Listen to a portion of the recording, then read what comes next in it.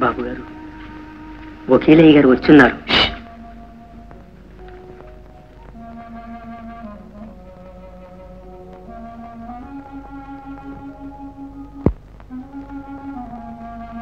ఈ మధ్య మన కాంట్రాక్ట్ లో కట్టించిన ఆ ఇళ్లన్నీ ఆ కాస్త వర్షానికి కూలిపోయాయండి.